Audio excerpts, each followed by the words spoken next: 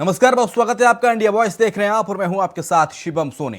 बड़ी खबर का रुख कर लेते हैं। लखनऊ से बड़ी खबर मिल रही है, जहां पर 23% तक महंगी हो सकती है घरेलू बिजली। जी हां, विद्युत नियामक आयोग में प्रस्ताव दाखिल किया गया है। बिजली कंपनियों ने सोमवार को प्रस्ताव दाखिल किया है। बिजली दरों में 15.85% वृद्धि का प्रस्ताव दाखिल किया गया है। आयोग से स्वीकृति के बाद 23% बढ़ेंगी बिजली की दरें। किसानों की बिजली भी महंगी करने का प्रस्ताव है। घरेलू बिजली की दरों में 18 से 23% वृद्धि का प्रस्ताव भेजा गया है। औद्योगिक बिजली की दर में 16% की वृद्धि का प्रस्ताव। कृषि बिजली की दरों में 10 से 12% वृद्धि की प्रस्तावित की गई है। तो जोर का झटका बिजली का लग सकता है उत्तर प्रदेश वासियों को, क्योंकि बिजली दरें 23% तक महंगी होने जा रही हैं उत्तर प्रदेश में। इसको साथ ही 23% तक महंगी हो सकती है घरेलू बिजली। विद्युत नियामक आयोग ने प्रस्ताव दाखिल किया है। बिजली कंपनियों ने सोमवार को प्रस्ताव दाखिल किया।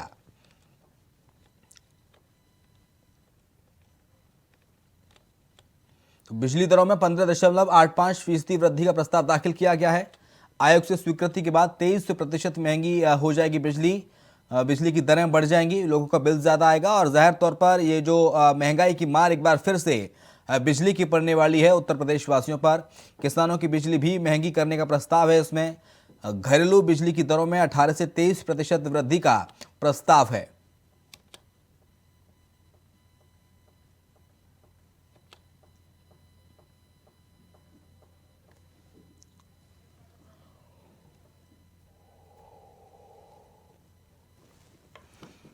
तो लखनऊ का रुख कर लेते हैं। हमारे संवाददाता प्रियम पाठक एक बार हमारे साथ लाइव जुड़ गए हैं लखनऊ से। प्रियम, एक बार फिर से महंगाई का झटका लग सकता है, बिजली की दरों में इजाफा करने जा रही है सरकार, क्या जानकारी फिलहाल?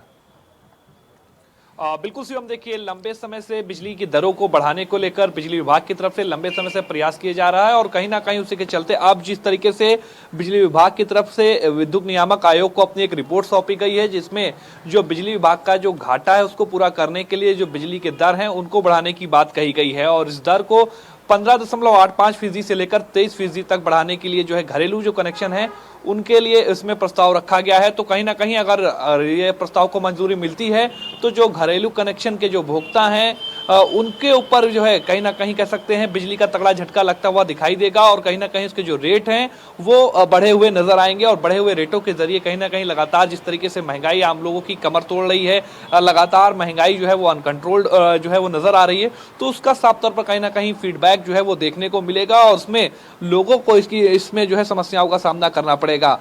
जो माना जा रहा है अभी तक जो रेट है, जिस तरीके से शहरी कनेक्शन है 100 यूनिट के अंदर अगर आता है तो 5.5 रुपए प्रति यूनिट के हिसाब से लगता है और 110 रुपए फिक्स चार्ज होता है। इसको बढ़ाकर 6 रुपए प्रति यूनिट करने की तैयारी की जा रही है और जो फिक्स चार्ज 110 रुपए है उसको बढ़ाकर 120 रुपए। इसी तरीके से जो ग्रामीण कनेक्शन है उनमें 3 रुपए की जो बिजली प्रति यूनिट है उसको बढ़ाकर 3.5 रुपए और फिक्स चार्ज जो 50 रुपए है उसको बढ़ाकर 55 रुपए करने की बात कही जा रही है। इसी तरीके से खेतों के लिए जो बिजली है, जो ट्यूबवेल के लिए बिजली है, उसमें भी 10 से 12% बिजली के जो रेट हैं वो बढ़ाने की बात कही गई है। कॉमर्शियल कनेक्शन जो होंगे उनके भी रेट बढ़ाने की बात कही गई है। तो कहीं ना कहीं कह सकते हैं कि आने वाले दिनों में जो बिजली के उपभोक्ता हैं उनको एक तगड़ा झटका महंगाई का जो है वो बिजली विभाग की तरफ से भी लग सकता है, अगर आयोग की तरफ से इस बात को लेकर मंजूरी मिलती है तो। लेकिन इसके साथ ही प्रियम, हम यहाँ देख पा रहे हैं कि किसानों की बिजली की दर 18 से 23%, घरेलू बिजली किसानों की दर हो जाएगी इसमें 10 से 12 और औद्योगिक बिजली दर 16% की वृद्धि इसमें हो सकती है। लेकिन औद्योगिक बिजली दर की जो वृद्धि दर है वो इतनी कम क्यों है? घरेलू लोगों को क्यों ज़्यादा इसमें इन पर भार ज़्यादा डाला जा रहा है औद्योगिक की अपेक्षा, उद्योगपतियों की अपेक्षा?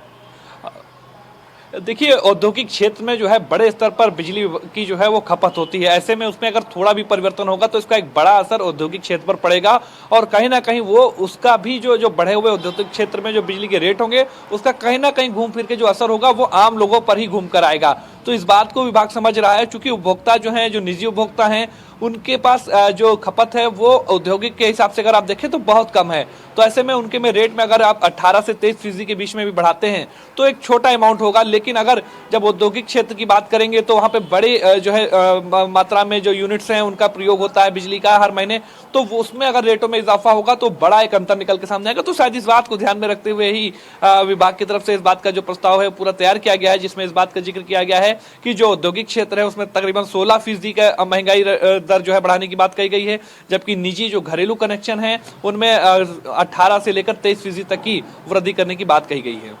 चलिए, बहुत शुक्रिया आपका तमाम सारी जानकारी के लिए प्रियम। बिजली कंपनियों ने प्रस्ताव दाखिल किया है और बिजली दरों में एक बार फिर से इजाफा किया जाने की संभावना जताई जा रही है और इसका सीधा सा जो असर है वो जनता पर देखने को मिलेगा।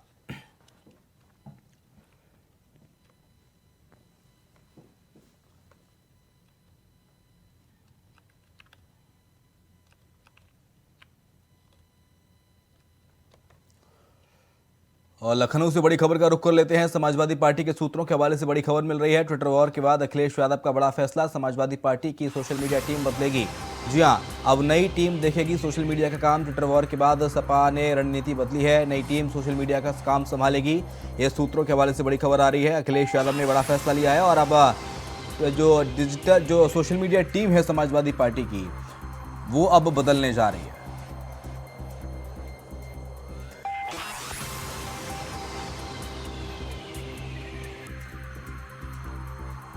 नए लोगों को टीम में रखा जाएगा और नई रणनीति के तहत ये टीम काम करेगी। ट्विटर वॉर के बाद अखिलेश यादव ने यह बड़ा फैसला लिया है। समाजवादी पार्टी की सोशल मीडिया टीम को बदले जाने की बात कही गई है और अब नई टीम सोशल मीडिया का कामकाज देखेगी। ट्विटर वॉर के बाद सपा ने अपनी रणनीति बदली है, नई टीम सोशल मीडिया संभालेगी, ऐसा सूत्रों के मुताबिक जानकारी मिल रही है।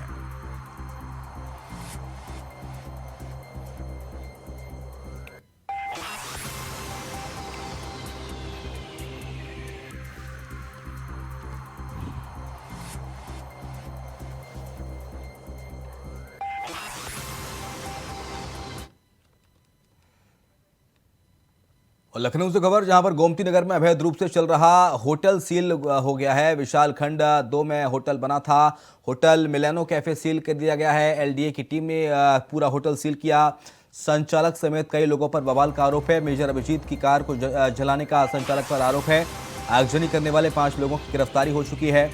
होटल गोमती नगर में अवैध रूप से चल रहा था ये होटल, जो अब सील कर दिया गया है।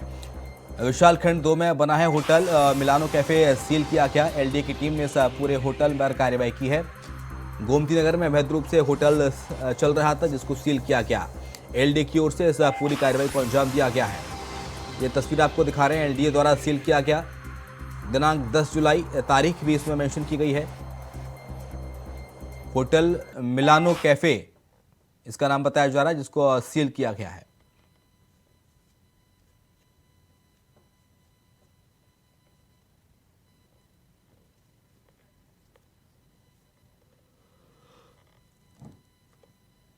तो एलडीए की टीम ने इस पूरी कार्रवाई को अंजाम दिया और होटल को सील कर दिया गया है।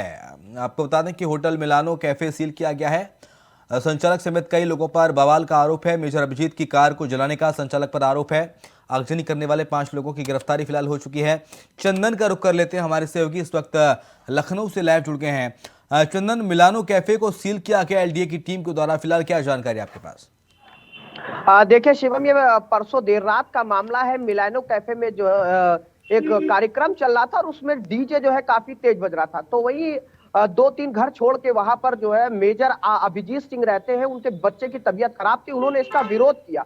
जब इसका विरोध किया तो जो ओनर थे होटल के, वो और उनके जो साथ के कई लोग थे वो आए और इनसे जो है बदतमीजी करने लगे। हालांकि पुलिस आई, मामले को सुलझा के समझौता करा के भेज दिया। उसके बाद अभिजीत की गाड़ी में इन लोगों ने आग लगा दिया था। हालांकि कल देर शाम पुलिस ने इन लोगों की गिरफ्तारी तो कर ली, लेकिन आज लखनऊ विकास प्राधिकरण ने खाना पूर्ति करने के लिए उसको जो है होटल को सील कर दिया गया। शिवम, मामला मैं आपको बता दूं, आवासीय में ये कमर्शियल होटल चल रहा था और जिस तरह से ये कमर्शियल होटल चल रहा था, ये किसकी सह पर चल रहा था, सबसे बड़ी बात तो ये है। और आज अगर एलडीए ने सील किया है अपनी पीठ थपथपाने के लिए, सबसे बड़ी बात यह है शिवम कि जो लोग इसमें मिलीभगत जिनकी थी कि आवासीय में इतना बड़ा होटल कैसे चल रहा था। जी, किन किन लोगों की मिलीभगत की खबरें सामने आई है चंदन? देखिए, अगर शिवम अगर बात की जाए होटल की, तो जो होटल ये जो चल रहा था आवासीय में, जो वहां का जो अभियंता है, अवर अभियंता है, जो वहां के जेई है, उनकी मिलीभगत में ये होटल चल रहा था। जिस तरह से ये रईसी इलाके में ये होटल चलाया जा रहा था, उसमें कहीं ना कहीं जो है ये एलडीए का संरक्षण प्राप्त था। अब सबसे बड़ी बात शिवम देखिए ये होगी, जिनके संरक्षण में ये होटल चल रहा था, हालांकि इन्होंने सील तो कर दिया है, लेकिन जिनके संरक्षण में होटल चला था, क्या उन पर जो है उन पर भी गाज गिरेगी या नहीं? चलिए, बहुत शुक्रिया आपका चंदन तमाम सारी जानकारी को साझा करने के लिए। तो होटल मिलानो कैफे को सील किया गया, एलडीए द्वारा सील किया गया है होटल। और दरअसल झड़प हुई थी होटल संचालक की एक पास ही रहने वाले एक शख्स से, और इसको लेकर होटल संचालक ने कार जला दी थी और गोमती नगर में अवैध रूप से होटल चल रहा था।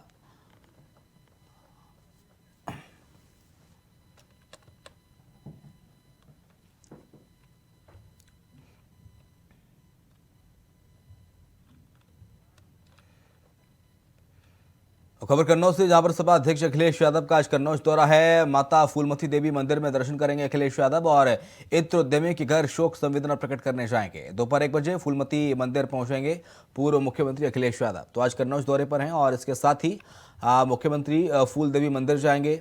इत्र उद्यमी के घर शोक संवेदना प्रकट करने भी अखिलेश यादव जाएंगे। दोपहर 1 बजे फूलमती मंदिर पहुंचेंगे पूर्व मुख्यमंत्री अखिलेश यादव। तो आज कन्नौज दौरे पर रहेंगे समाजवादी पार्टी के राष्ट्रीय अध्यक्ष उत्तर प्रदेश के पूर्व मुख्यमंत्री अखिलेश यादव।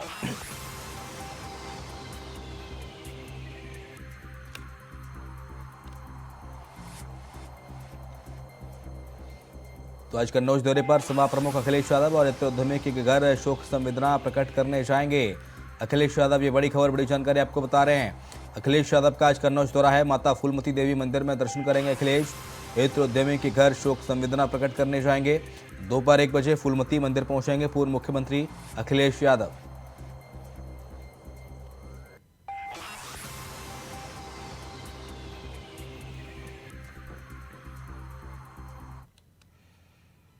और गाजीपुर से खबर, जहां पर उसरी चट्टी हत्याकांड में ब्रजेश सिंह कोर्ट में पेश हुए हैं। एमपी एमएलए कोर्ट में पेश हुए आरोपी ब्रजेश सिंह। उसरी चट्टी पर मुख्तार के काफिले पर हमला हुआ। स्वचालित हथियारों का जमकर इस्तेमाल किया गया। मुख्तार अंसारी के गनर और ड्राइवर की मौत हुई थी। उसको लेकर उसरी चट्टी हत्याकांड में ब्रजेश सिंह कोर्ट में पेश हुए हैं। एमपी एमएलए कोर्ट में पेश हुए हैं आरोपी ब्रजेश सिंह और हत्या के आरोप में पेशी हुई है। उसरी चट्टी हत्याकांड में ब्रजेश सिंह कोर्ट में पेश हुए हैं। एमपी एमएलए कोर्ट में पेश हुए ब्रजेश सिंह। मुख्तार अंसारी के गनर और ड्राइवर की मौत हुई थी। आपको बता दें कि स्वचालित हथियारों का जमकर इस्तेमाल हुआ। उसरी चट्टी पर मुख्तार के काफिले पर हमला हुआ था और इस दौरान मुख्तार अंसारी के गनर और ड्राइवर की मौत हुई थी।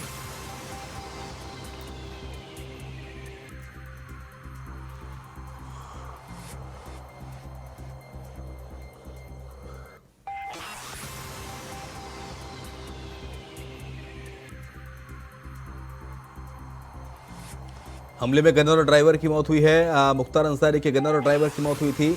एमपी एमएलए कोर्ट में पेश हुए हैं आरोपी ब्रजेश सिंह। उसरी चट्टी पर मुख्तार के काफिले पर हमला हुआ था। इसमें मुख्तार अंसारी के ड्राइवर और गनर की मौत हुई थी। उसरी चट्टी पर मुख्तार के काफिले पर स्वचालित हथियारों से जमकर फायरिंग की गई। हमले में गनर और ड्राइवर की मौत हुई थी और एमपी एमएलए कोर्ट में आरोपी ब्रजेश सिंह की पेशी हुई है आज।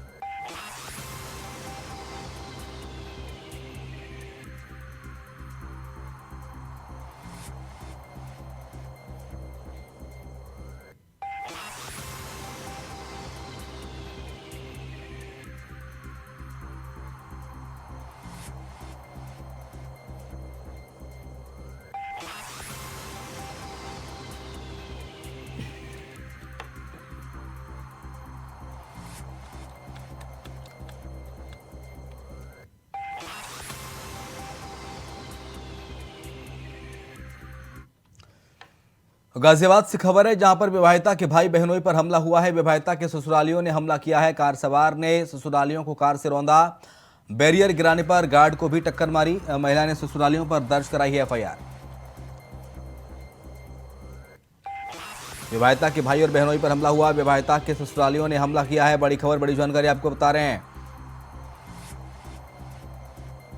कार सवार ने ससुरालियों को कार से रौंद दिया। बैरियर गिराने पर गार्ड को भी टक्कर मारी है। महिला ने ससुरालियों पर एफआईआर दर्ज कराई है। ये तस्वीर आपको दिखा रहे हैं, देखिए इस तरह से विवाहिता के भाई बहनोई पर हमला किया गया और कार से टक्कर मारी गई है। ससुरालियों ने हमला किया है, एक कार से टक्कर मारी है। तस्वीर आपको बता रहे हैं हमले की। कार सवार ने ससुरालियों को रौंद डाला और एक्सक्लूसिव तस्वीरें भी आपको दिखा रहे हैं। देखिए किस तरह से कार से जान से मारने की कोशिश की गई। कार सवार ने ससुरालियों को रौंद दिया। ये सीसीटीवी फुटेज आपको एक्सक्लूसिव दिखा रहे हैं, लाइव तस्वीरें हैं, एक्सक्लूसिव तस्वीरें हैं। बेपता के भाई बहनोई पर हमला हुआ है। ये देखिए कार छुड़ा के और जान से मारने की कोशिश की गई।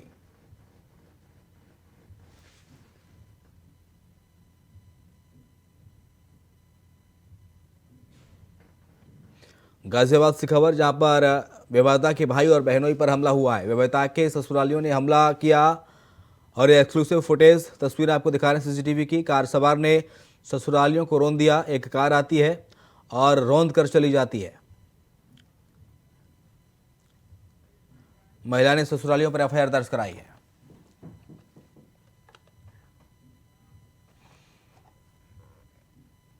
तो बात बरेली की, जहां पर भाजपा प्रत्याशी यशपाल सिंह व्यस्त ने नामांकन कराया है। एमएलसी चुनाव के लिए नामांकन कराया गया है। नामांकन में शामिल हुए बीजेपी के कई विधायक, सांसद, मंत्री धर्मपाल सिंह, वन मंत्री डॉक्टर अरुण कुमार भी शामिल हुए हैं। जयपाल सिंह व्यस्त ने कहा है कि जीत पक्की है, हैट्रिक लगाएंगे, ये बात तो उनके द्वारा कही गई।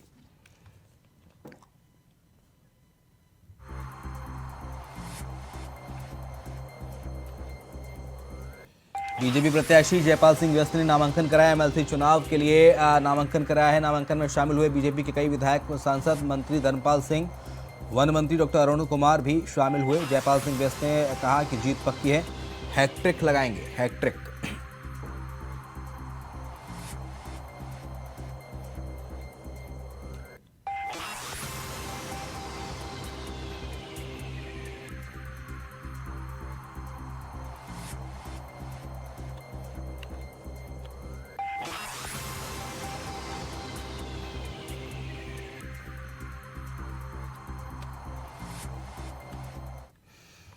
और जोशीमठ से खबर, जहां पर महिलाओं ने सड़क पर उतरकर जुलूस निकाला है, प्रदर्शन किया है। सड़क पर जोशीमठ को तोड़ना बंद करो के नारे लग रहे हैं।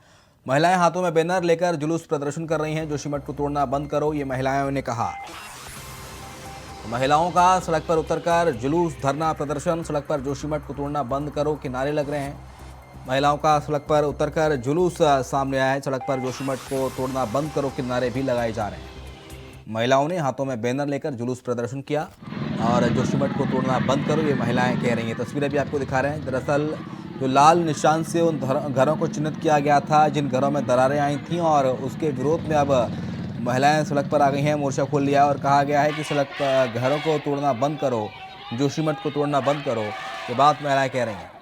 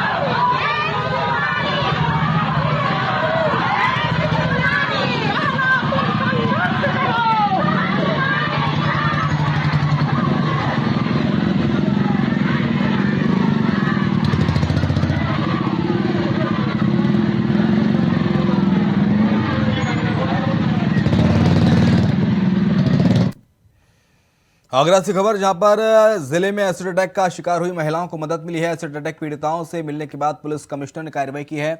एसिड अटैक पीड़िता 20 सालों से अपने ऊपर अत्याचार के खिलाफ कानूनी मदद भी नहीं ले पा रही थी। पुलिस कमिश्नर के आदेशों के बाद आगरा के थाना एदमुदौला में 21 साल बाद एसिड अटैक का मुकदमा दर्ज हुआ है।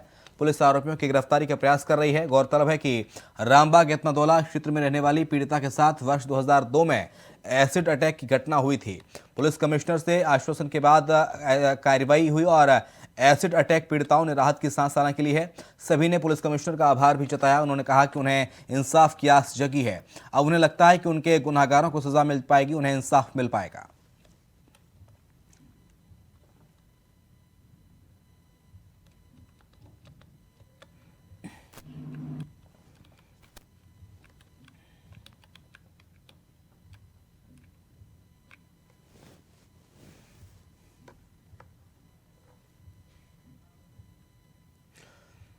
अब बात आगरा की करेंगे, जहां पर कड़ाके की सर्दी में एक कलयुगी बेटे ने कमरे का ताला डालकर 80 साल की अपनी वृद्ध मां को घर से बाहर निकाल दिया।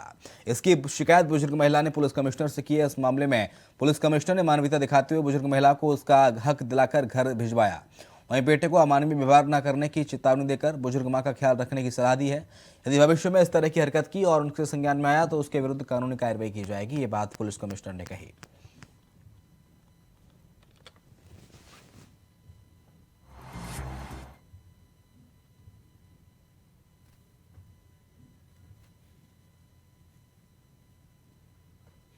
तो प्रचंड ठंड में बेटे ने अपनी बूढ़ी मां को घर से बाहर निकाल दिया और घर का ताला डाल दिया। इसको लेकर पुलिस कमिश्नर के संज्ञान में मामला आया तो पुलिस कमिश्नर खुद पहुंचे और महिला को उसके घर में आश्रय दिलाया और बेटे को चेतावनी दी कि इस तरह की हरकत भविष्य में सामने आई तो कानूनी कार्रवाई की जाएगी। ये बात पुलिस कमिश्नर ने कही। ये तस्वीरें भी आपको दिखा रहे हैं। पुलिस कमिश्नर पुलिस की गाड़ी से महिला वृद्ध मां को ले जाते हुए और उसके घर में छोड़ा उन्होंने।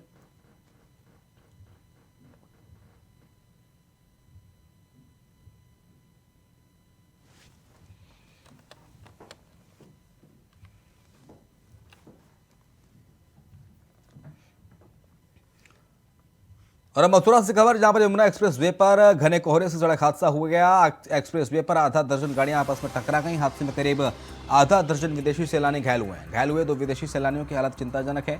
विदेशी सैलानी काफी देर करता रहा, एम्बुलेंस का इंतजार काफी देर से कर रहा था और एक्सप्रेस वे पर आधा दर्जन गाड़ियां आपस में टकरा गई। ये खबर सामने आ रही है। हादसे में करीब आधा दर्जन विदेशी सैलानी घायल हुए हैं। घने कोहरे के चलते हादसा हुआ। मथुरा से खबर, जहां पर यमुना एक्सप्रेस वे पर घने कोहरे के चलते सड़क हादसा हुआ। एक्सप्रेस वे पर आधा दर्जन से गाड़ियां आपस में टकरा गईं और करीब आधा दर्जन विदेशी सैलानी घायल हुए हैं। घायल हुए 2 विदेशी सैलानियों की हालत चिंताजनक है। विदेशी सैलानी काफी देर तक एम्बुलेंस का इंतजार करते रहे, लेकिन एम्बुलेंस काफी देर बाद पहुंची।